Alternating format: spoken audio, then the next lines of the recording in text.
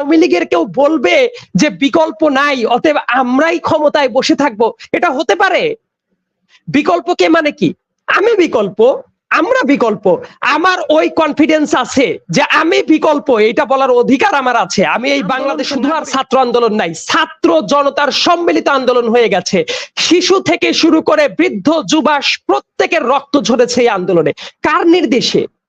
আপনি যে বারবার করে বলেন যে তাকে ভুল বোঝানো হয়েছে, এই যে এই ধরনের ন্যারেটিভ, এর মতো বস্তা পচা ন্যারেটিভের আমি তীব্র সমালোচনা করছি। তাকে ভুল বোঝানো যায়, তার মানে উনি এতবারের প্রধানমন্ত্রী হিসেবে ক্ষমতায় বসে আছেন, তারপরেও যদি উনাকে বারবার বারবার করে ভুল বোঝানো যায়, তাহলে এই জাতীয় ব্যক্তি যিনি অন্যের দ্বারা প্রভাবিত হয়, উনার কি ওই চেয়ারে বসে থাকার কোনো যোগ্যতা আছে? যাকে এতবার করে ভুল বোঝানো হয়, তার তো আসলে নিজস্ব চিন্তা চেতনার কোনো জায়গা নাই। তাহলে আপনার কথা মতো সেটাই যদি হয়, তাহলে উনি ওই চেয়ারে বসে থাকার কি যোগ্য? আর আরেকটা গুরুত্বপূর্ণ ব্যাপার হলো, কোনো কথাবার্তা আসলেই যেটা আসে যে তাহলে বিকল্পকে, বিকল্প কি কেউ আছে? এই ন্যারেটিভটা তৈরি করা হয়েছে বিগত 15 বছর ধরে। এই কারণে একবার না, দুইবার না, 3বার সাধারণ মানুষের ভোটাধিকার হরণ করা হয়েছে বিকল্পকে এই জুজুর ভয় দেখিয়ে। আমার বয়স 27 বছরে পড়বে, আমি আজ অবধি কোনো ভোট দিতে পারি নাই। এই যে ভোটাধিকার কেড়ে নিল, এই ভোটাধিকার কেড়ে নেওয়ার লেজিটিমেসি তৈরি করা হয় এইভাবে যে বিকল্পকে, পরবর্তীতে যারা আসবে দেশের অবস্থা আরো খারাপ হবে। বিকল্পকে মানে কি? আমি বিকল্প, আমরা বিকল্প।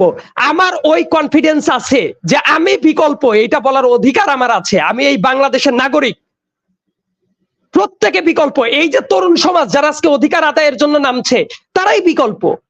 আপনারা বিকল্পকে এই চিন্তা করার দায়িত্ব তো আপনাদের না, কোনো ব্যক্তির না, কোনো দলের না। বিকল্পকে এটা ডিসাইড করবে দেশের জনগণ।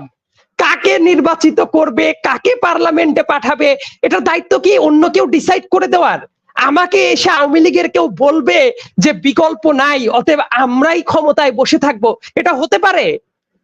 বিকল্পকে এটা ডিসাইড করার এখতিয়ার অ্যাবসলিউটলি দেশের জনগণের। তারা কাকে ভোট দিয়ে পার্লামেন্টে নিবে তারা বুঝবে। তো এইটা তো অন্য কেউ ডিসাইড করার না যে অন্য কেউ আসতে পারবে না, অন্য কেউ বসতে পারবে না।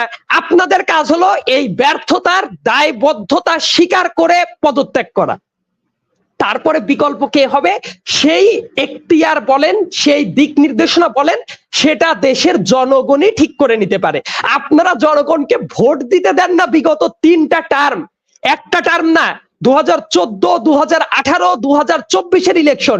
ভোট দিতে দেন না, মানুষের মত প্রকাশের স্বাধীনতা নাই, মানুষকে অত্যাচার নিপীড়ন করে জাহান্নাম বানিয়ে ফেলেছেন।